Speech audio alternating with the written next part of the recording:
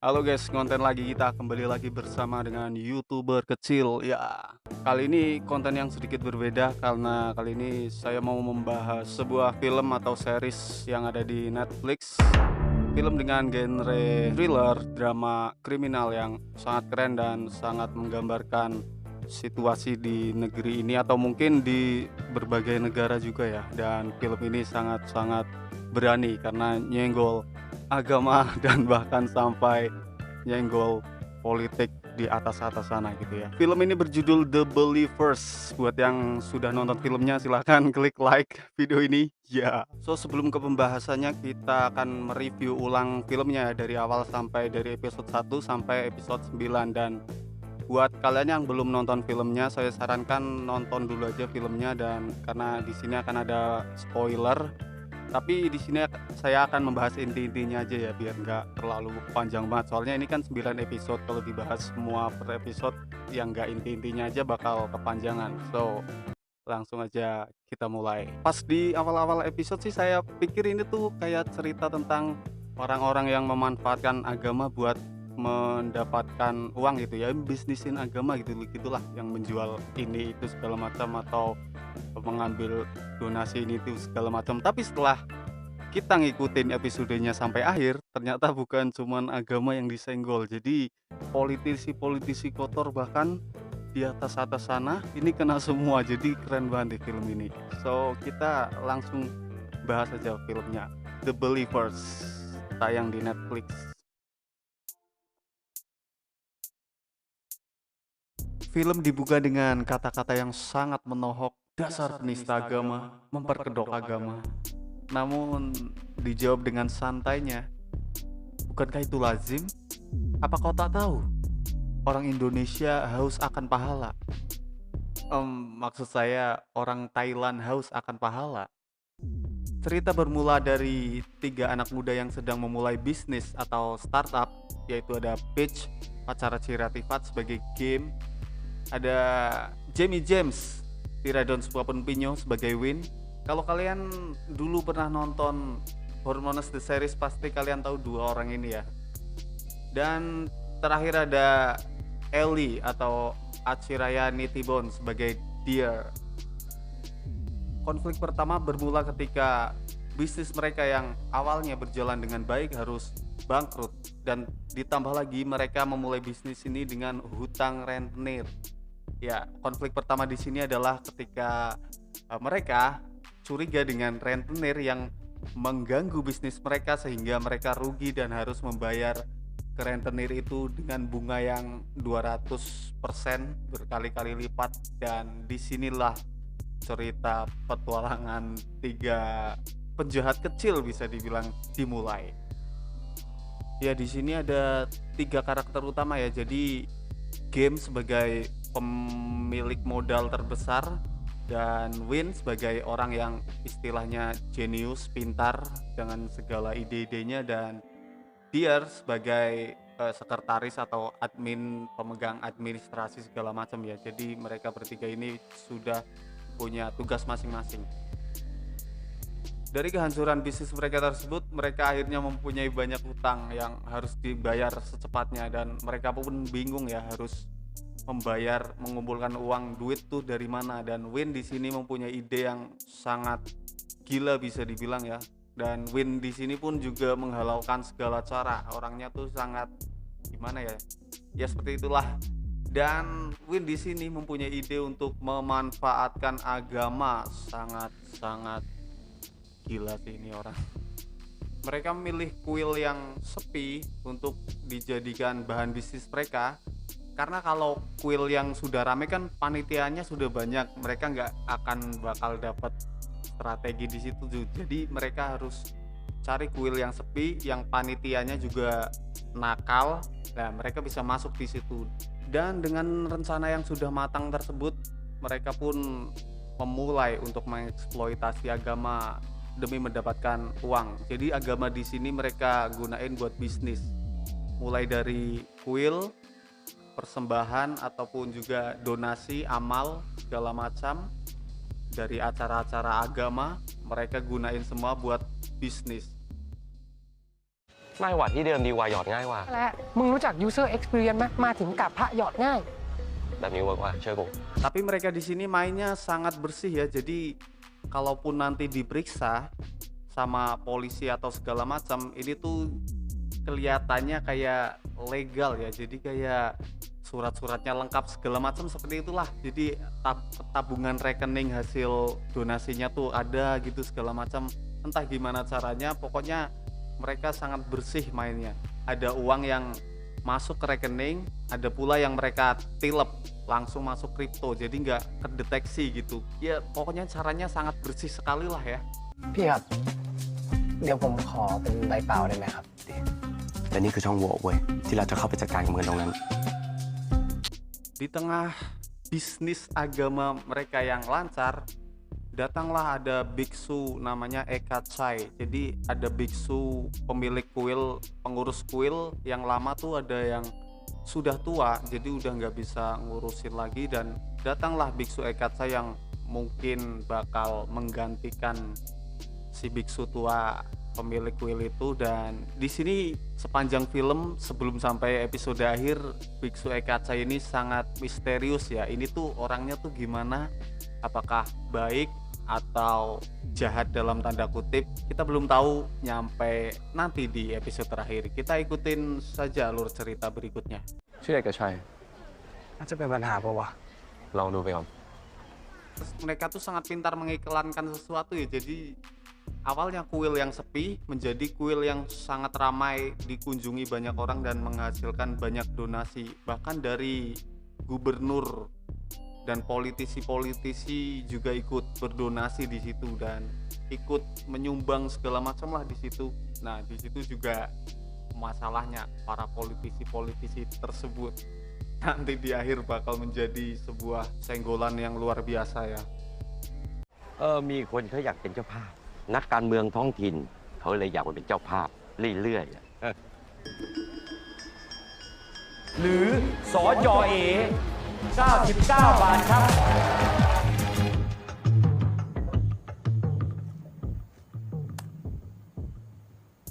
Lanjut, kita singkat lagi ceritanya ya, biar video ini juga nggak kepanjangan. Jadi di tengah bisnis mereka yang lagi jalan gede nih, mereka pengen ngembangin lagi bisnis agamanya ya, dengan cara yaitu membuat jimat, karena orang-orang tuh masih percaya hal-hal gituan ya. Jadi mereka pun membuat jimat. Sangat mirip seperti di Indonesia ya, yang masih percaya benda-benda jimat-jimat yang kalau kita nyari di pasar harganya paling 5.000, 10.000, tapi ketika udah dijampe sama dukun gitu dijual sampai 1 juta, 10 juta segala macam.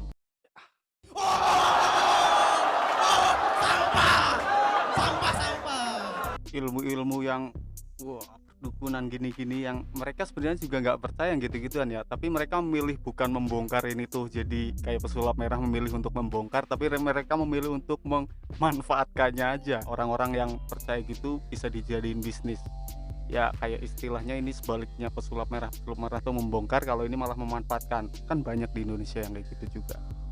Mereka bikin jimatnya juga nggak percaya. Tiga orang ini tuh nggak percaya, yang bahkan nggak percaya agama tapi memanfaatkan agama gitu ya. Ya gimana ya, kalau percaya agama mah nggak mungkin juga mengeksploitasi agama ya.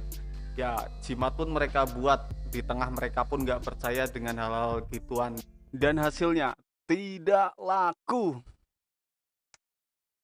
Ya jimat yang mereka bikin, tapi bikinnya juga nggak asal-asalan ya. Mereka juga datang jauh-jauh ke utara, selatan, kuil itu segala macam, soalnya buat membikin video ya, bikin video buat periklanan. Jadi jimat ini tuh dibikinnya bener-bener dari jauh, serius gitulah istilahnya, dan hasilnya memang tidak laku. ยอดขายเป็นไงบ้าง อันนิดเดียวอะคือยอดออนไลน์มีคนสั่งมา 300 กว่าชิ้น เฮ้ยเอ้ยพี่ฮอดไม่เดินเลยว่ะแล้วถ้ารวมกับที่ขายที่วัดคือแม่งลดไปไม่ถึง 5% น่ะ Mereka pun bingung lagi ya, gimana ya caranya, pakai gimmick apa ya biar laku nih jimatnya.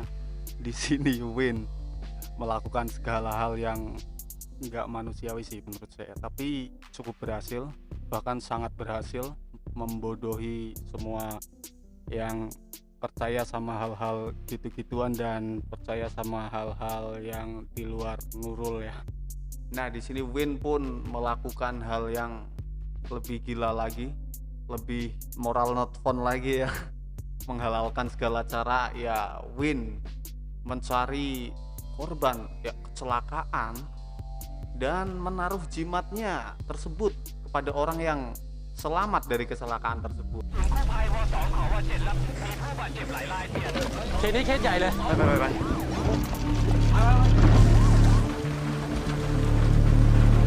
ก็มึงจะใช้วิธีนี้ฝั่งรถทัวร์ไม่มีน้ำหนักกว่าเหรอ คนเยอะเดี๋ยวมีคนเห็น Dan bahkan menyuruh orang yang kecelakaan tersebut bilang bahwa dia selamat gara-gara jimat ini. Namun di luar dugaan dia pasti marah dong, lagi kesel segala macam habis kecelakaan malah disuruh ini. Dia melemparlah jimat tersebut. พี่บอกว่าผมช่วยพี่แล้วตอนนี้พี่รอดมาแล้วเนี่ยงั้นพี่ช่วยผมกลับหน่อยนะครับผมแค่บอกกันนะครั คุณกลับไปเถอะ ผมบอกให้กลับไปไง แล้วกูจะขับรถได้ยังไงวะ ใจเย็นนะครับพี่คือผมว่ามันไม่ได้ยากเลยนะครับผมรู้ว่าถ้าพี่อยากได้เงิน กูไม่ท Namun ketika ditinggal oleh Win dan Deer, jimat tersebut ditaruh oleh suster di meja ya. Dan paginya atau besoknya dia kayak secara ajaib luka-lukanya tuh sembuh, langsung bisa jalan segitu. Dan melihat jimat tersebut ada di meja padahal ditaruh suster ya. Dan dia pun mulai percaya jimat itu beneran dalam tanda kutip berhasil menyelamatkannya. Dan setelah si sopir korban kecelakaan ini sembuh dengan sendirinya, dia tuh bilang ke wartawan kayak yang menyelamatkannya dan bikin selamat tuh jimat ini. Padahal tadi sebelumnya kan dia lempar nggak mau, tapi dia percaya sendiri. Memang aneh, bahkan tanpa disogok lagi ya. Pertama kan dia nolak sogokan buat ngomong gitu, dia sembuh sendiri gitu, dan malah percaya sendiri sama jimatnya. Dan besoknya dikasih uang buat tanda terima kasih buat si sopir itu, dia malah nolak uangnya, dia malah minta jimatnya lagi. Maksudnya minta 2 jimat buat istrinya sama anaknya. Gokil. Ini jimat beneran sakti apa bukan sih? Intinya viral, laku keras, dan kuil juga jadi rame, donasi makin kenceng. To the moon.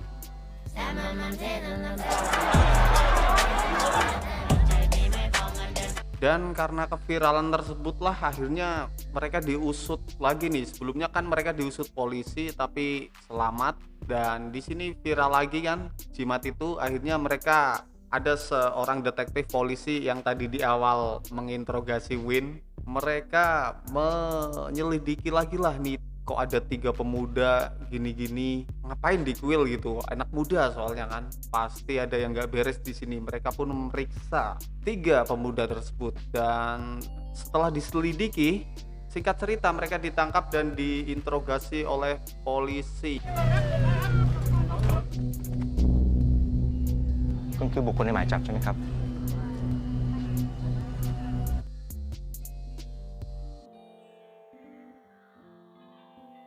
Dan interogasinya seperti yang adegan di awal tadi.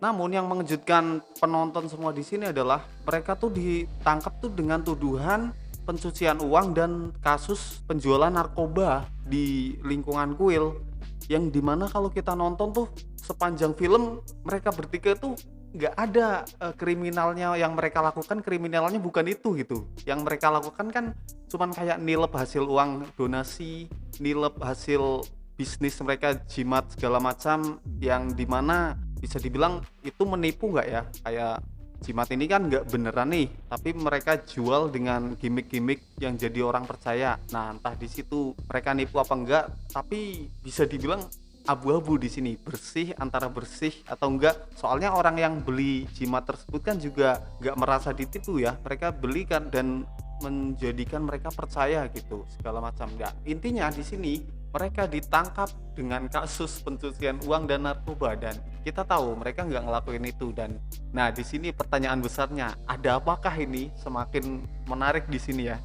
Dan mereka bertiga ditangkap pun juga karena dijebak ya. Dan setelah kita ikutin lagi, yang menjebak adalah Ya, Biksu Eka Chai. Eka Chai di sini ternyata telah kita lihat sampai akhir, wow, plot twistnya ini adalah biksu oknum pemuka agama ternyata di sini. Ya, sama juga kan sama yang di Indonesia, kayak ada oknum-oknum pemuka agama yang juga memanfaatkan buat mungkin uang, kekuasaan, kehormatan, nama baik, koneksi dengan penguasa lebih tinggi, banyak pokoknya, biar dapat dihormati segala macam.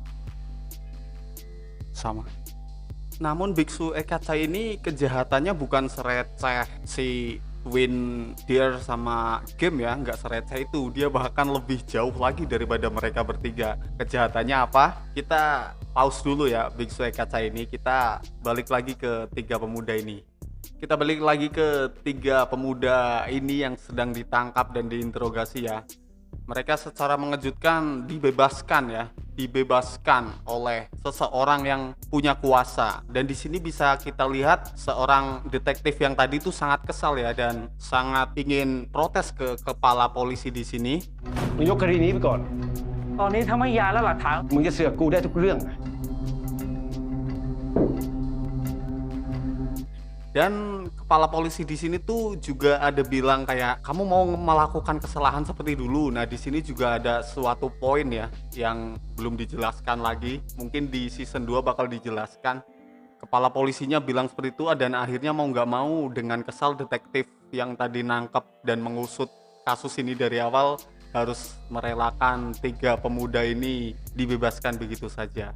Setelah mereka dibebaskan, mereka tuh dikumpulin bertiga itu bersama seseorang yang sangat penting. Dan siapa yang membebaskan mereka?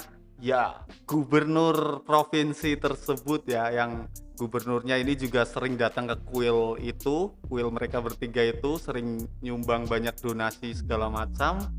Mereka pun membebaskan. Ya, si gubernur yang membebaskan mereka pun juga kaget ya, ngapain, ada urusan apa kepentingan dia untuk membebaskan tiga pemuda ini. Si Win juga bingung nih, dan tentunya Win juga berpikir ini pasti ada sesuatu, atau mungkin ya mereka kan pebisnis juga, jadi ada dilakukan sesuatu, pasti nggak ada yang gratis. Nah, di sini Win mulai bertanya-tanya nih, apa yang diinginkan si gubernur ini.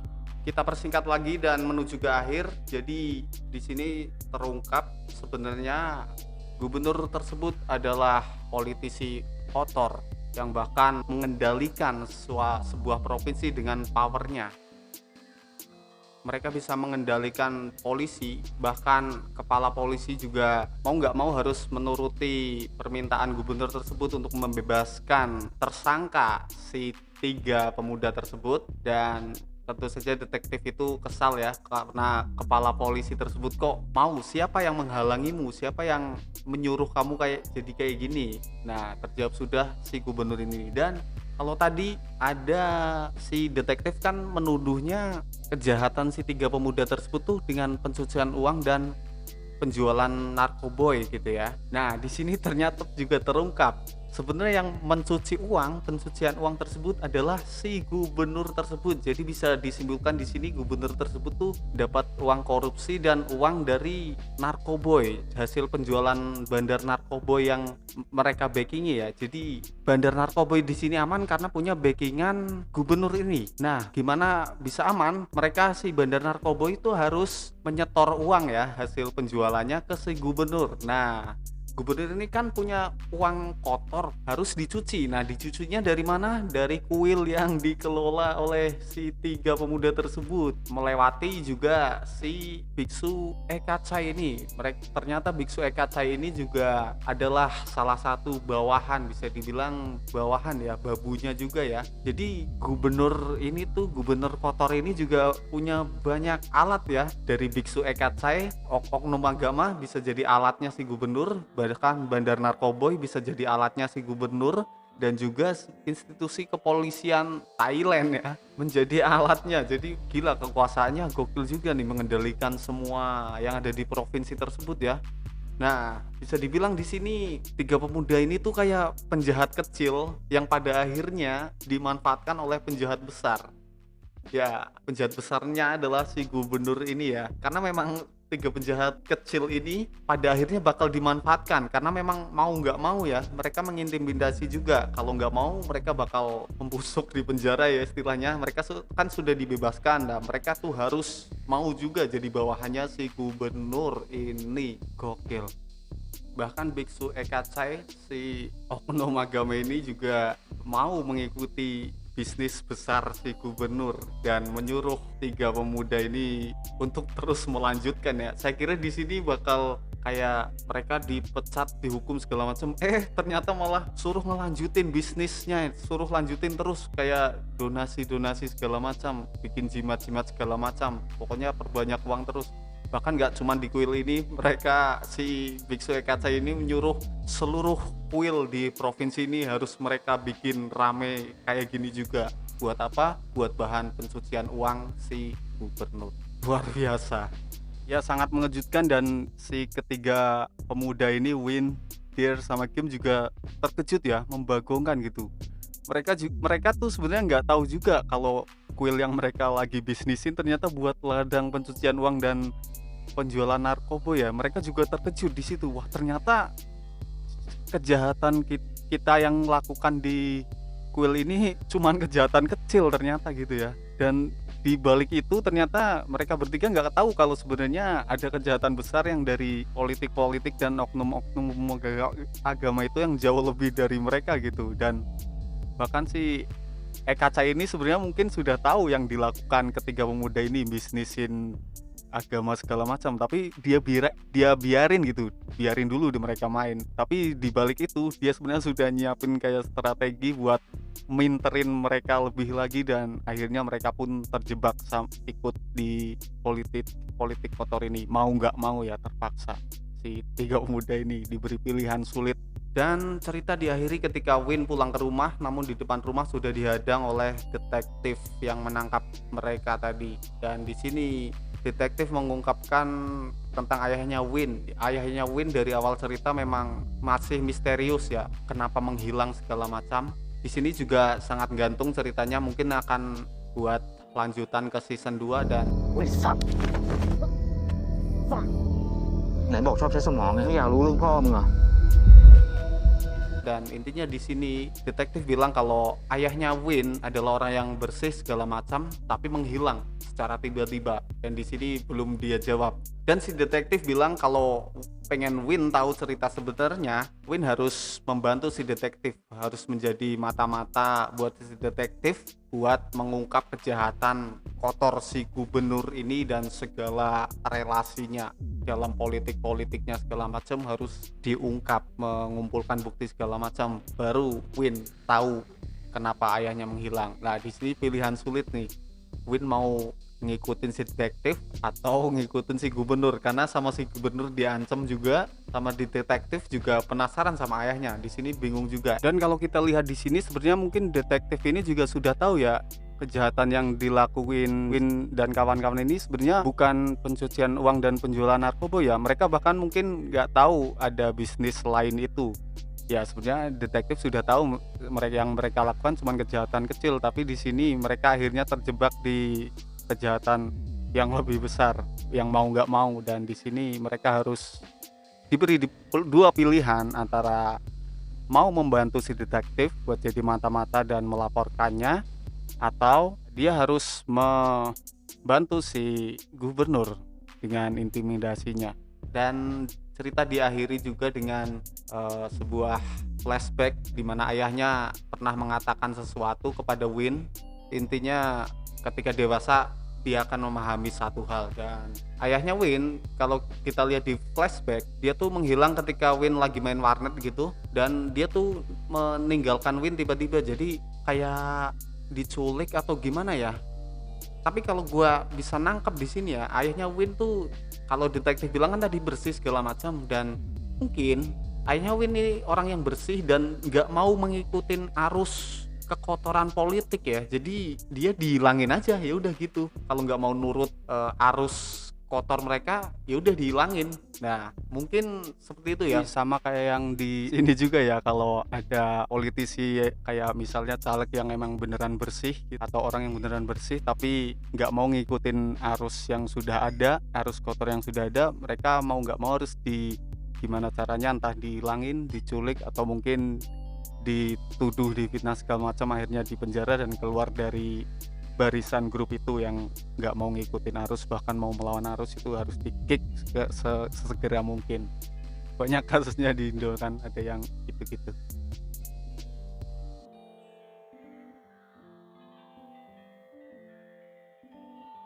Si Win juga akhirnya ngeluarin kertas yang di dalam itu dan berisi ini. Sayangnya ini bahasa Thailand ya, saya nggak mengerti ya, tapi saya pakai Google Lens buat menerjemahkan dan ini artinya. Mungkin bisa dibilang ayahnya Win juga sama dijebak seperti Win ya, sama dijebak seperti Win yang pada akhirnya ketemu gubernur itu dan tapi nggak mau mengikutin dan akhirnya menghilang.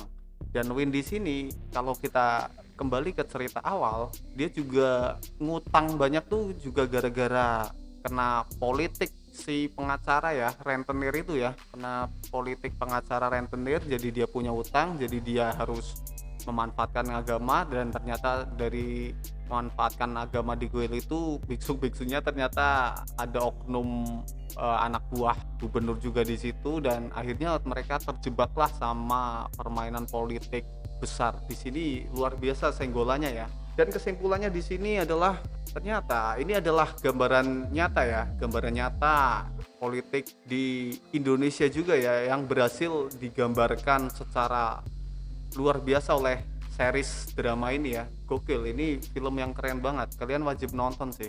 Dari kekuasaan politik yang kotor, mereka bisa mengendalikan segala sesuatunya dengan mudah dengan kekuasaan mereka, bahkan yang legal ilegal pun mereka jalankan. Jadi itu bener-bener gambaran nyata politik di Indonesia ya, seluruh dunia ya, mungkin seperti itu. Saya sih nggak kebayang ya kalau film ini yang buat tuh orang Indonesia bakal sebesar apa demonya. Demo entah dari orang-orang yang SDM ya itu, atau mungkin pasti ada yang menggerakkan demo ini buat filmnya diboikot atau di ban segala macam ya. Siapa yang menggerakkan, siapa yang punya power untuk menggerakkan itu dan memboikot itu? Tentu saja orang-orang politik di atas sana yang punya power ya, buat satu menggerakkan warga, entah dibayar atau entah dengan sendirinya yang SDM tadi, dan juga punya kekuasaan buat memban itu segala macam karena merasa tersindir dan tersenggol atau mungkin tergambarkan kejahatannya. Tentu saja sih politik ini juga pakai isunya, bakal pakai isu agama buat mendorong warga-warga lain untuk mendemo film ini, harusnya gitu. Pakai isu itu yang paling mudah, ayo demo film ini tuh gini-gini, padahal sebenarnya yang disenggol lebih dari ini tuh agamanya disenggol cuman ya mungkin sedikit ya, yang lebih banyak si politisinya yang disenggol. Bener-bener film yang sangat berani sih, kalian wajib nonton film ini biar kalian ngerti sendiri ceritanya. Kalau saya cerita di sini tuh ya spoiler doang, kalian bakal lebih menikmati filmnya. Ceritanya juga gampang ditangkap kok, silahkan menonton film ini sendiri aja ya. 9 episode The Believers. Dan kenapa gue bisa ketemu sama film ini atau series ini? Pertama karena yang main tuh Peach, pacara Siratifat, yang main Saksit, The Billionaire, itu yang udah terkenal dulu lah ya. Gue suka sama aktor ini, dan juga Hormones. Di Hormones juga ada pemain baru namanya yang jadi Santu Tiredon Supanumpinyo yang jadi Win di sini. Ya saya sukalah dua aktor itu. Pada akhirnya saya memutuskan untuk nonton film ini. Saya lihat dari awal-awal episode, saya kira tuh ya itu, ini tuh cerita tentang ya penistaan agama, nyenggol agama doang. Tapi ketika gua ngikutin sampai akhir, wah gokil, yang disenggol tuh bukan cuma agama, bahkan lebih dari itu. Semua bos-bosnya yang disenggol, ini bener-bener berani. Ya, film yang luar biasa. Oke, segitu aja lah pembahasan film dari saya. Ini juga saya bikin konten pembahasan film ini juga coba-coba, bukan coba ya. Jadi ini pertama kali saya bikin pembahasan film gini. Dan mungkin sekali ini doang lah. Besoknya konten biasa lagi. Oke, nama saya Seven Putra. See you next live.